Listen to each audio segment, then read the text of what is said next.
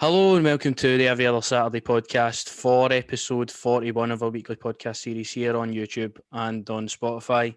Thanks for listening, recent episodes, and thanks for listening to this one as well. Sure to be a good one. We'll talk about, obviously, probably the biggest week, trophy week at the end of the week. Got a couple of games in between that with Livingston and Aberdeen. And then the main portion of this video is going to be looking back at our summer transfer teams that we both made at the very start of our podcast journey and ranking how they have done since we selected them being the best signing. So we'll do that. And we'll also take a wee look at the PFA Player of the Year votes because they're all including Rangers players as well. So if you like the podcast, as always, if you listen on Spotify, share it about. And if you listen on YouTube, like your video, subscribe and follow the socials that will be on the screen. So now that's out the way, mate. The bucket hat's made a return. Like I must say, I'm happy to see it back. It's got to, mate. It's got to make its return. I'm keeping it on. As I say, it'll probably get lost at the weekend. Going for a wee walk at the weekend, so it might get lost. But apart from that, mate, who knows? It's all part of the journey. It's all part of the journey. So we'll start off, before we go into the trophy stuff and that, the PFA Player of the Year vote has been announced. Players in Scotland, teams in Scotland are all voting for this. 4 Rangers players selected, which obviously highlights how good a season it's been for us. Ryan Kent, Stephen Davis, Al McGregor and James Tavernier are all selected. Must say I was shocked when I didn't see Connor Goldson's name in the lineup, and I'm pretty sure you were as well. Definitely, mate. I was about to say the 4 horsemen there, but they're missing the main man, who would be Ric Flair in my opinion. Connor Goldson, I don't know why he's not in there.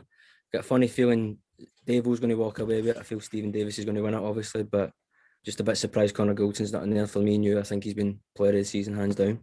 Aye, I feel he's played every single minute of every game for us. So with him not getting included, I think that's wild. But Kent's obviously had great moments in this season, provided such a spark for the side. You can't undermine his inclusion at any time. Stephen Davis, as you said, could possibly be the winner at his age, the amount of consistent performances he's put in throughout the season. McGregor, I feel it'd be unfair giving it a keeper this season due to the fact of how good we've been, but McGregor has been really good as well. And Tavernier obviously captain the side to the trophy. Although he's been injured, I feel it's Tav or Davis for me, looking at that. That's how I feel, but you might be right with the Davis, him playing the full season, Tav being injured for a bit. So as always, if you have any thoughts on who will win, I put a poll on Twitter. Currently Tav is winning that, so we'll see how that goes. But if he's who you think is going to win it, let us know. Just on the subject, Tavernier, mate, sorry to hang me here. Yeah, no problem. I started his Twitch channel. I must say, Andy Halliday did give me a wee chuckle when he was screaming at Tav's wee brother Marcus. I did get a wee laugh at that. That was quite funny.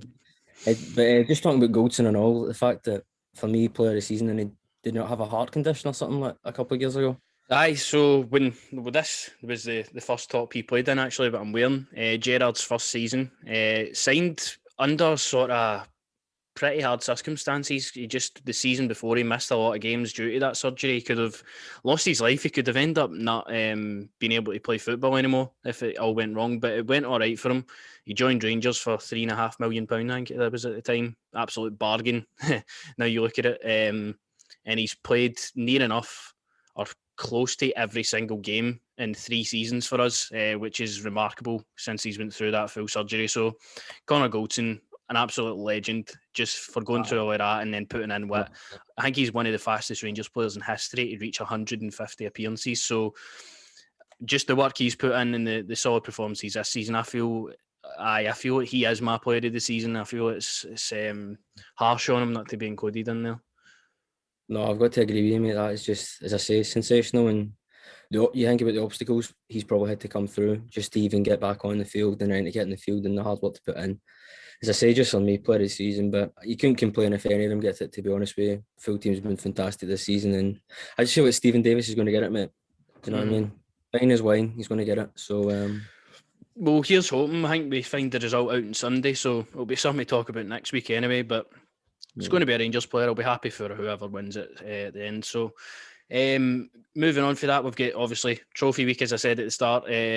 Saturday's getting closer and closer. We've got a game before that, obviously, we'll talk about next. But the only thing on our mind is Saturday after that game, seeing all the players lifting the trophies, the celebrations with everybody.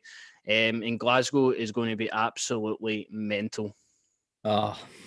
Listen, I seen you put a tweet out with the DJ Khaled thing, and it was you watching like Morelos lift the trophy with the Colombian flag. There was one thing you've forgotten, and that was Morelos with the WWE title, the flag, and the trophy. I'm Forgot praying about for it. that. I want it. I'm just praying for it, man. I just want to see Morelos celebrate it, but it's just going to be chaotic. As we say at the weekend, I think still the performance. I think is the main. Obviously lifting the trophy and everything, but just if we can go and beat and get the 100 points, I mean that would just be superb. Nah, I feel that we'll obviously go on to the Aberdeen game at the very end, but trophy in Everton is, you can't let that take away from the importance of the next two games, because we've still get a lot to play for. It's not just an instance of, oh, we'll show up, whatever result matters. We need to win both games, as simple as that. Finish this season out in the strongest way possible, as we deserve to. I feel like we deserve to go unbeaten. We deserve to reach that 100 points and stuff like that. So I just hope the team are totally focused on the next two games, and then enjoy the celebrations, hopefully, when that's all said and done. But I'll just be buzzing to see Tavernier. Like, I mean, like that trophy getting up to the goosebumps genuinely right now, and then him lifting that, man. Just it'll let out for him a lot of emotions that he's built up and bottled up over the past 6 years he's been here, and that'll all be worth it. When that happens and he sees what state Glasgow will be in with the amount of Rangers fans, it's going to be crazy. I'm really looking forward to it. It's going to be one to remember forever. So aye. Just for me, the most emotional thing is going to be watching Greggy Stewart pick that trophy up, mate. Greg Oh, Stewart. that's the only thing I want for Saturday is just Greg Stewart photos everywhere. Like Greg Stewart. Do you know what? Get him on the park. Get him on the I park would for the say, next mate, two games. get him on it. See, even if it is his last couple, get him on. And put somebody else in the park, Jack. I know the left back situation's quite chaotic. I know I said this, I'm striker, but left back requirements, I'm free to do it, mate. I'm free to do it.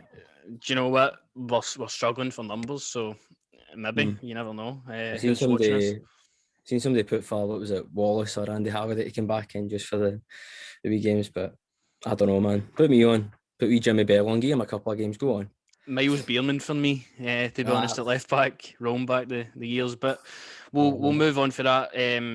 Trophy day is something every Rangers fan has been anticipating since the minute we won it, so it's going to be a good one. I'm looking forward to it as much as you are. Livi now, the Mora. I almost forgot we had a game. It was just it's placed in the middle of the week, and you're all looking forward to the weekend. But we play Livingston at the Tony Macaroni tomorrow night. I don't think it's on any TV, so you need to go through streaming Rangers TV or something like that to be able to watch it. And the message is just don't lose. Even if it is, obviously we want a victory, but just don't get beat. But at this point now, but as I said, just finish the season on a good run. Hopefully it's a win. But we are short for numbers in that sort of department and the full squad at the moment. Gerrard came out, said Barisic won't play. Arfield's pushing to be fit. So we'll see what happens with the team. I do expect a few changes to come into it. I expect McLaughlin to start this one. I think the defence is going to be a bit all over the place because maybe Aribo plays at left back. Simpson will obviously start in midfield. You think you might have Hadji in there, maybe play a 4-2-3-1. Right, Roof. What do you think?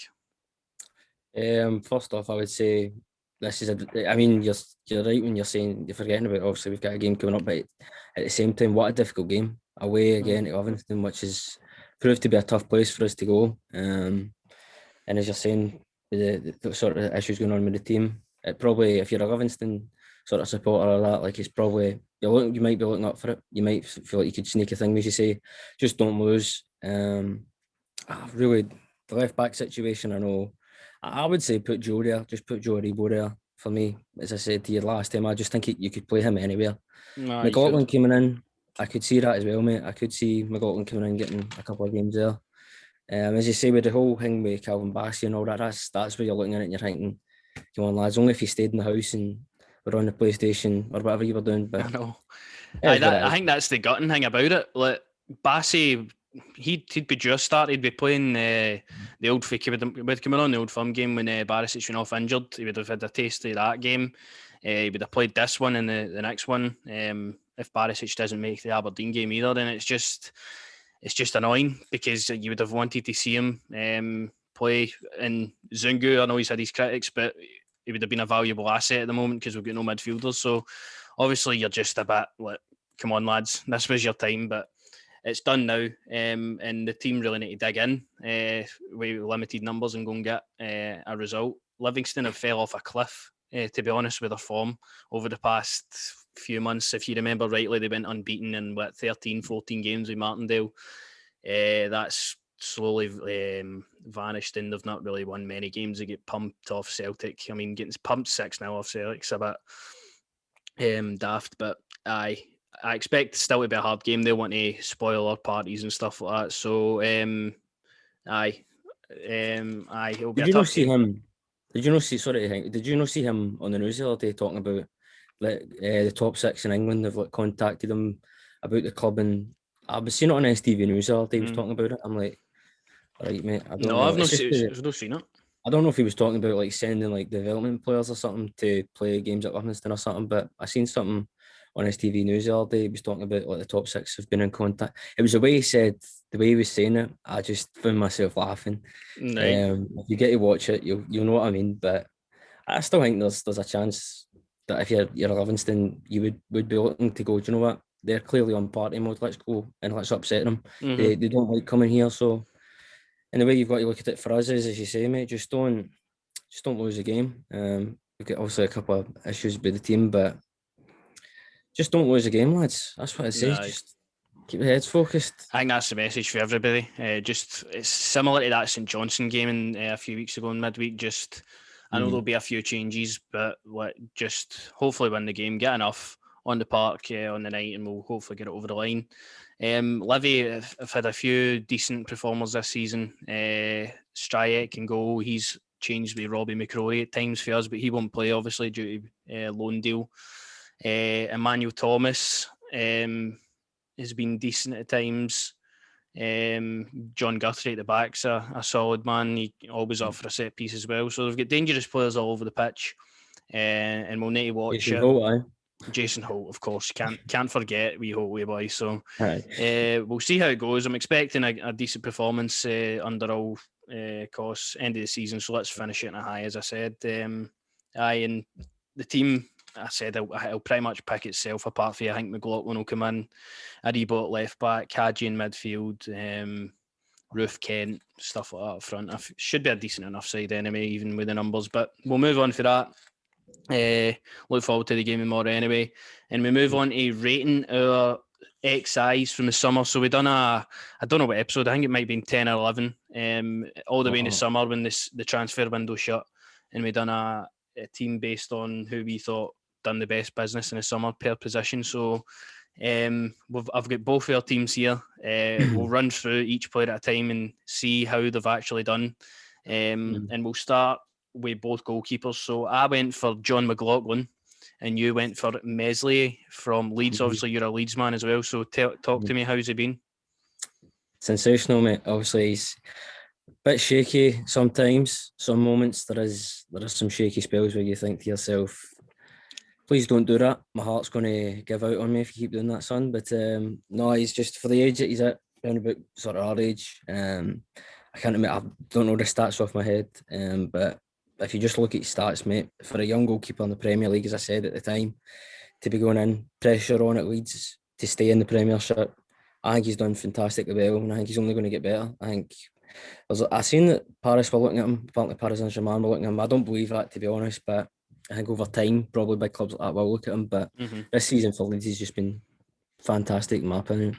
Nah, I've seen him a couple of times, and when you mentioned him on that podcast, I'm like, I don't even know who this guy is. So to be that young and establish yourself so young in the Premier League as a keeper is something special in its own right. And I'm excited to see what else comes for him because Leeds have had a really decent debut season, as I thought they would. I think they would do really well against the top six, which they have and struggled against maybe some other teams, but a really good solid campaign, and Meslier's a solid fixture for that, as it seems. So I would say that one you got right. I think he is a good signing. I put John McLaughlin. He's struggled for game time, obviously, with Al McGregor, and that with Al McGregor being as great as he is. He played 10 or 11 games at the start of the season, all clean sheets and stuff like that. He's a reliable backup anytime we need him, and he gets games wherever Gerrard sees necessary. So I see that one as one I got right as well. Good bit of business, improves our side on a free transfer as well. So 1-for-1 so far. We'll see how it goes from here. No, listen, see with McLaughlin, though, I do agree with that, mate. He was, I mean, as I said at the time, I thought he was, as like, why we signing? But when he's played, mate, he's been fantastic. And I think he's just been one that's sort of went under the radar and people aren't appreciating maybe as much as he should be appreciated. But I would 1-for-1 on that. Let's go on then. 1-for-1. Right backs then. You had Matty Cash for Aston Villa, and I had Castagna. You also had him at left back, and you changed him for Bassey, but we'll go with Castagna anyway, right? So Cash signed for 15 million for Nottingham Forest in the summer. Aston Villa have had a pretty decent season compared to last. How do you see Matty Cash? I'll be honest with you, mate. I haven't been watching any Villa games, partly when Bamford scored that fantastic hat-trick. But I honestly think he's been at Villa, just the way that obviously what's happened. It feels like he's been there for like 2 seasons now, whatever. But I think he's a decent enough right back, to be honest with you. I think it was a good bit of business. Solid lad, but let's go on to your boy. He's been injured, didn't he? Aye, well, Castagna, we both had him on our side. He's been injury prone. He's been moved about the full side for Leicester. He's not really had an established position. He was playing at centre back on Friday there. He's played at right mid, right wing back. He's played everywhere. So I don't know if I can label him as a right back. He's been all right, but maybe a bit troubled by injuries. And the amount of money they paid for him, he's not been sort of a solid fixture. I think he's played maybe just over 20 games. So I'd say that one's in the middle. I'd say Matty Cash is probably in the middle as well. I mean, they've had points, but I don't think they've been outstanding. I don't think they've really improved the teams as we thought they would. So I would put they two in the middle. Would you think? All right, well, listen, I don't know why Rodgers is playing a bit. Why is he putting him at centre half? I don't understand. Just one of the weird things Brendan does. But I don't know. As I say, I haven't watched much of Villa only when Leeds have played them. But I would agree with that, mate. I'm just looking forward to getting on at centre half, to be honest with you. Aye, right. So first centre half then, we'll go with yours. Wesley Fofana for Leicester, and I've got Gabriel for Arsenal. So Fofana, how do you feel he's done? I think he's a rock. I think he's absolutely solid for the young lad. As I said at the time, old school defender, I feel like. And it's again, Leicester just seem to do great bits of business when it comes to centre halves. They shipped that useless Harry Maguire off, and they've just brought in some fantastic centre halves, in my opinion, mate. I would say that one's a definite one you got right anyway. He seems to be a really good signing. I didn't even know who it was when we were talking about it long ago, but looks to be a good signing. Young, French, definitely improved Leicester, so that one's a win.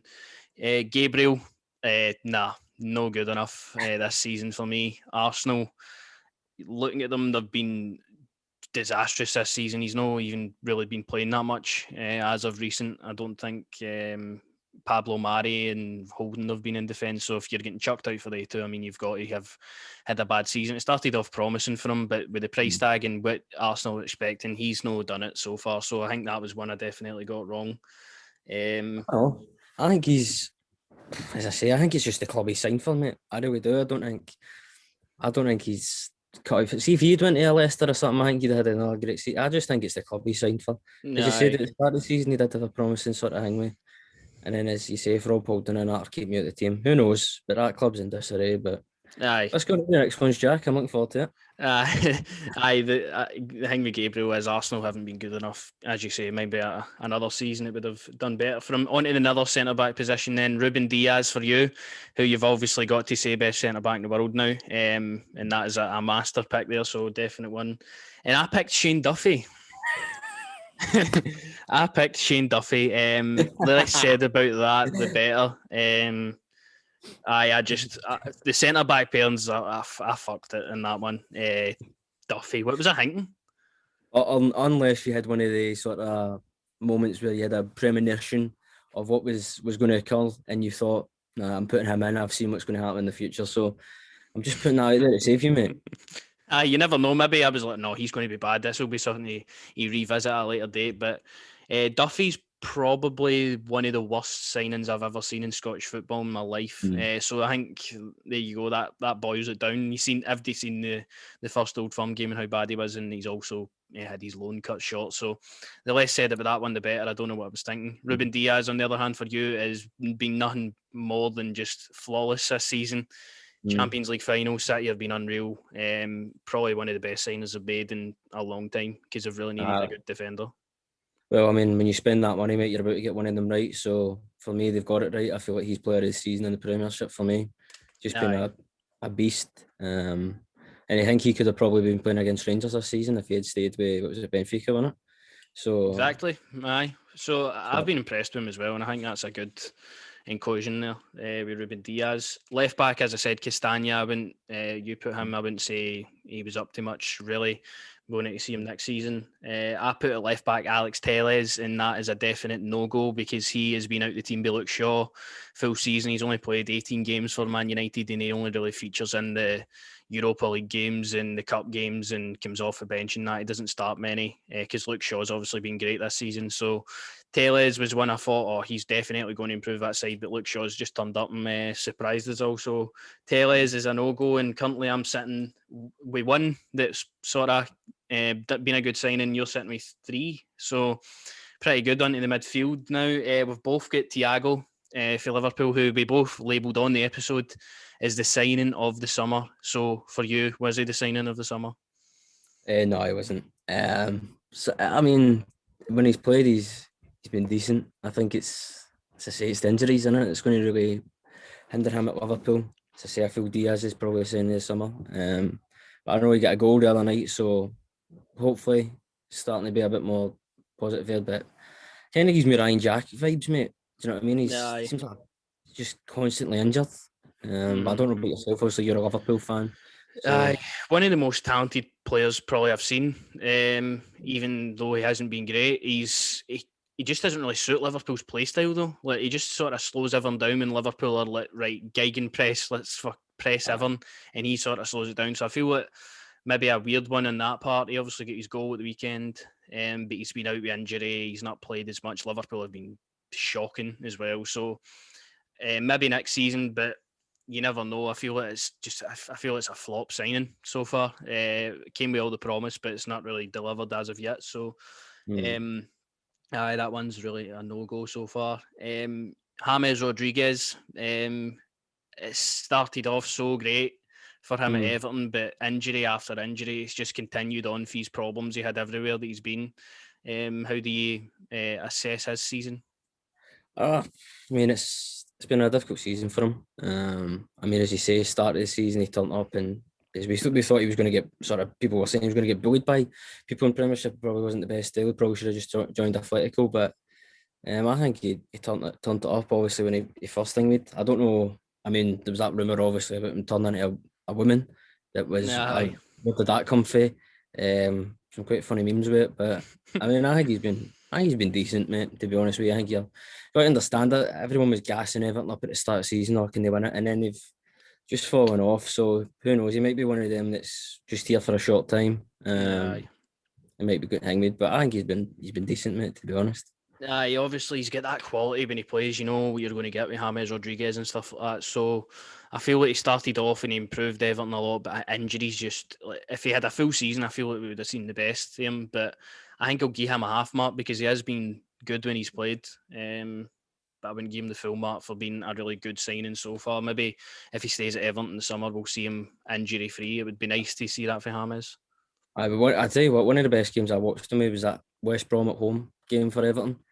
Just let the game up, man. Just when he's on his day, he's such a good player. As we say, that 2014 World Cup, man, owned it. But I just hope he's another one. You just hope he can stay consistent and not get injured as much, man. So it's been an injury-ridden season for James. Their midfield was similar until this pick. You picked Allen from Everton as well, who again has been labelled with injuries and stuff like that. He's not played as much as he should have. And I picked Arturo Vidal, who signed for Inter Milan for $1 million. So I'll start with mine. Vidal, feel like he's done really good this season. They've won the league, obviously, and a good bit of business and $1 million. I feel like that one was a goal for the start. I thought if Vidal signing anywhere for £1 million, it's sure to be a good signing. And it was one of them leagues, so aye, that one's a goal. With your one with Allen, then how did you feel he's done? I mean, as I said, everyone was just gassing everyone up at the side of the season, but like those were real good signings for him. When you think about the middle of the park compared to what they've had before, I do feel like that is still a top signing in the summer. As you say, it's just the injuries. I don't know. I Aye. don't know what it is, man. It's just the injuries. But I've got to agree with you on that. Like, man's just won the league with Inter. They've just for £1 million. Let's hope Rangers sign him. Means that we'll win the league next season. No, no, I think you've got that one. To be honest with you, I think you take the Hingway one over that, mate. To be honest. Aye. I feel Allen again, similar to Rodriguez. I mean, he's been decent when he's played, but he's not really lived up to what everybody's seen in Everton and stuff like that. So I'll give you Dal for that one.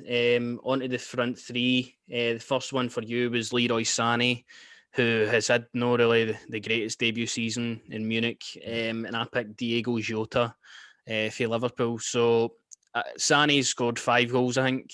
Get put out the what do you call it, the Champions League recently.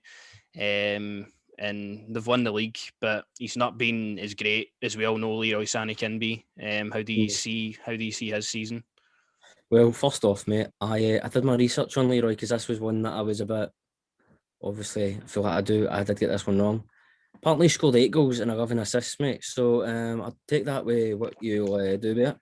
I think it was five league goals I've seen, so I think you must be right with that. Overall, I'm on about overall, but so I don't know. I think it's going to be a slow burner probably for him getting back to Bayern. But I think he's another one with injuries as well. It's supposed to be all the best players in their injuries, man. But when he has played, I think some of the goals he scored have been fantastic. So if I could take anybody out, it'd probably be him, and I'd probably put my man Rafinha in there. But yeah, it is what it is, mate. Yeah, I'd say. say You want to talk about injuries and all? I feel he's improved Liverpool 100%. It's a great signing for Liverpool, but the injuries have really sort of destroyed his season in a way. But I feel it's been a good signing. I think he showed over time for Liverpool. I think he went on a scoring spree and then get injured, went to the international break, he scores over there, and then he came back and he scores.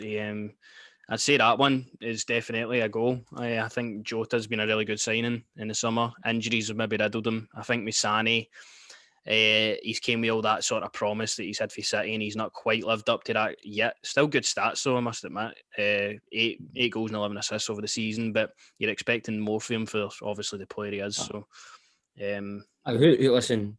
Who knows? I'm not watching German football. I'm just looking at the stats as well. We see how we done. I'm just looking at Hingway, but when you actually think about Leroy Sané signing for Bayern Munich, that is a fantastic signing. In fact, that he's come from Manchester. Him and Pep started not to get along at the end of that.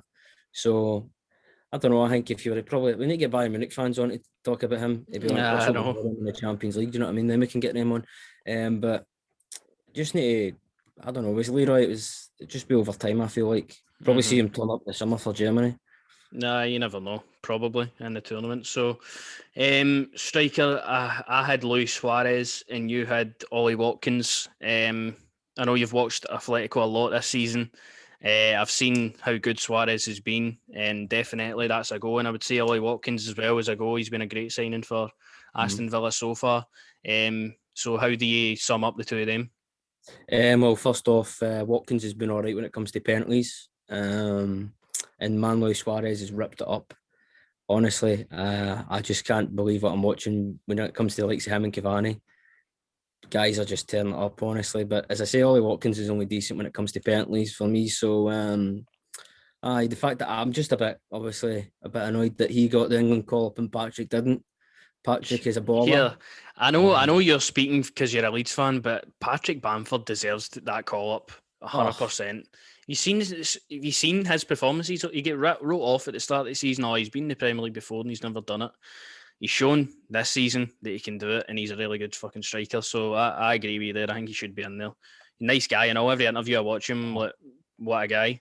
Sweetheart, if there's two people's tops I could get signed, it'd be Alfredo and it'd be Patrick. Really, honestly, Patrick is a sweetheart of a guy. But talking about Luis Suarez, Watched the game at the new camp at the weekend, man, and he goes down right for I don't know if you've seen the header incident where he goes for the ball and it's sort of like Ter Stegen punches him in the back of the head, and just that kind of shithousery, mate, is why I love Luis Suarez. They kind of strikers, as we say, we talk about the World Cup incident and things like that. Like, just what a guy! I just love him when he's on the park. That's why I love South Americans, as I say, they'll do anything they win, and I just love it. Nah, 100%. He can back it up with the goals and the assists and everything as well. He's performed really well this season, and what a bit of business for Atletico Madrid, who will hopefully push for that title. We'll hope it gets over the line. Watkins, I know you're saying he's a penalty merchant and stuff like that, but I think he's been a really good signing for us. Oh no, definitely. They've needed a goal scorer with Wesley and stuff, not really doing much, and he's been injured. So Watkins has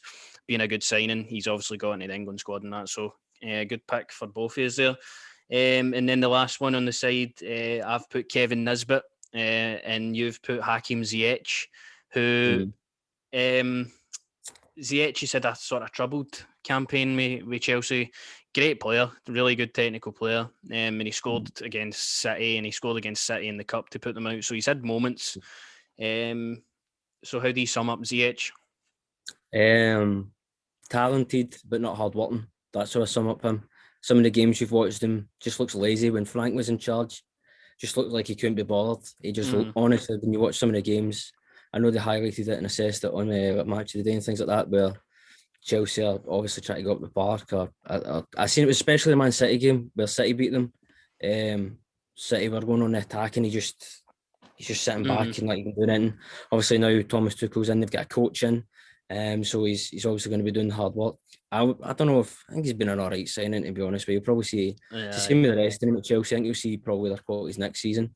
But on about your signing, mate, I mean, I've got to take my hat off because a goal again at the Scottish Cup at the weekend there. And I must say, if I'm going to just go into the Scottish Cup quickly, Glenn Middleton, I turned that game on when it came on, lit it up.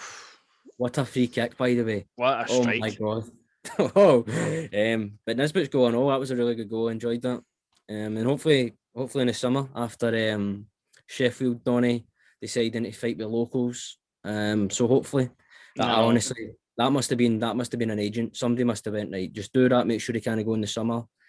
And Kevin Nisbet can. So I'm hopeful that Nisbet will go there, mate. But what a signing for Hibs. Great signing, honestly. He'll move on maybe in the summer now after such a great campaign in the Scottish Premiership. It was when we done the video, I looked at his time at Dunfermline and stuff like that, and he scored goal after goal, and I'm like, coming into this Hibs side, that's what Hibs need, and he's improved them. Hibs have been decent this season. They've maybe underperformed at times, but they've found themselves in the Scottish Cup final and stuff like that. He's a big part of that. So Nisbet's done well this season, definitely one I like for the summer. And then Hakim Ziyech is maybe in the middle ground. He's been all right, but we'll see the best for him next season because I still feel he's a really talented player. So that sort of sums up that. Meslier, Fofana, Ruben Diaz and Watkins for you, who I would all say are really top signings that you got right.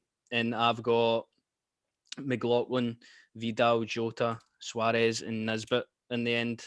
You did also mention Cavani in the video, so I'll give you an extra point for that, who has been on point in the past few weeks. And I just don't know how people could underestimate how good he was going to be. He signed an extension as well. He's been great for Man United. Oh, but I mean, what a footballer, to be honest. He's again, as I say, mate, like, the amount of people that I've seen just, it's Cavani, this, and I think Ole Gunnar Solskjaer deserves some praise for that, mate, because he knows how to use him. He's bringing him on as a sub, and he knows straight away. But I mean, the goals he gets, man, some quality goals. Another year at Man United, fully deserved. As I said, I think Watkins is a good player. That's just me banting when I say with the penalties, but I just think some great strikers that we caught out there. Some great defenders as well in Shane Duffy. I know you made a wee joke with Jack Henry. I sent you that video of him arguing with that boy in the changing room. That was a belter video. But no, I think, to be honest with you, I think you win it with Shane Duffy all over, mate, to be honest. I know, but we'll say 5 each because you did mention Cavani as well. So we get five each. It had to be, didn't it? It had to be. It was written in the stars. So I quite enjoyed doing the video at the time, all that time ago, and then looking back at it now, it was good. So we'll do that again when the new season starts up, and we'll look back at it again next season. But that's it for that segment. Back on to Rangers now. Aberdeen, last game of the season. I can't believe we're talking about the last game of the season. Last time we'll see this Rangers team play this Saturday. And as we said, it's going to be a sort of depleted squad. We might have numbers back, Barisic and stuff like that, but it's one of them. Aberdeen are going to try and come. They're going to try and spoil a party with a new manager and stuff like that. But how do you see it going? Do you see it being comfortable for Rangers? Do you see them using they're getting the trophy after the game as their motivation to just go out one last time this season and just destroy Aberdeen? What I will say is I expect to turn my telly on and see Derek McInnes doing some commentary. To be honest with you, because he's been all over it ever since he gets sacked. So I expect him to be there. And as I say, I mean, I've been reading, as I say, when I read the papers and things like that, I seen at the time they were sort of bigging up this boy for Aberdeen. So, and I've obviously they get put out in a cup as well on that, and I've seen the results that they've had there. Unlucky with Celtic, I must say, but for me, I'm hoping for a good 5-0 here or 4-0 here. I want a performance to represent the day, which is going to just be party time, and I can't wait, to be honest with you. I just honestly, I watched the video they put out when we won the title, where it was, you know what I mean, going through the whole journey. Did tear up a wee bit like DJ Khaled, and I just got to keep hanging it. But no, man, to just think Saturday trophy gets lifted is wow. It's incredible, mate, and I'm looking forward to it. But as I say, just a performance to represent what the day means. Aye, exactly. I feel that is exactly the great way to put it. I mean, the season's been unbelievable. I didn't expect this would happen the way it has. We've got 2 games left. Just go and put in the performance we know you can, and we'll hopefully get a good result. I want to see goals. I want to see Greg Stewart in the score sheet. I want to see John McLaughlin take a free kick and score. Just anything, and hopefully, as you said, it represents what a special day it will be for everybody. And I can't believe that's the last time we're ever going to preview a match for this season in the books now. So is there anything else you would like to add on to the podcast? Well, I would just, as yet again, as we always say, mate, just obviously this is what a season for us to start the podcast, right? Like, what a season. We could have started it, do you know what I mean? And it could have been just one of these seasons where we're ranting about this player's no good enough for this or that. But everyone's been sensational this season. And I'm looking forward to people getting what they deserve, which is medals and trophies and all sorts. And Rangers fans with smiles on their faces, because it's been too long no having real proper happy smiles on our faces. Chris Boyd style. But no, just thank everyone for listening, who's actually listening properly, and Everton, like, just appreciate so much. And obviously in the summer and that we'll try our best to come up with the transfers, and maybe do another one of these videos again where we sort of pick out star signings and things like that. I don't think there'll be that many signings, to be honest, because of the Euros, but I'm just looking forward to that as well. And that's another one I must say that I'm a bit worried with some of the players for the Rangers who will go to the tournaments. I'm a bit worried when they come back, how straight away. And also the Olympics and the is it the African Cup of Nations or whatever you starting up or something. So there's a lot of things to cover as well. But I'm sort of just worried about some of the players, man. They're going to be knackered when the amount of games they've played. I'm not feeling it for footballers, by the way. I must say, you're on about mental health week and all that. Like, I tell you something there. You've got to be strong to continuously put your body through that. But if I have to finish on it, mate, I've got to finish on that Connor Goldson video that you hang me. One of the most awkward. Just the way, it was like she went up to his face with her phone, like straight to him, and was like, "Hi." What is he meant to do in that situation? Awkward as anything. Cringe every time I see that. But I just echo exactly what you say as well. Thanks to everybody for the support. This won't be the last podcast for this season. We'll have more episodes lined up for every Tuesday. But this will be the last time we preview games, and we're hoping it's going to be a good week for everybody. So if you're still listening, I hope your day on Saturday's great, and I hope everybody has a good time and celebrates in the right way, because we've deserved it this season. So that's all for us. As always, if you're listening on Spotify, if you could share it about, spread the message, get people listening, that'd be much appreciated. And if you're listening on YouTube, if you could like the video, subscribe to the channel and follow the socials, that will be us. And we'll see you for tomorrow's reaction to Livingston. See you then. Cheers.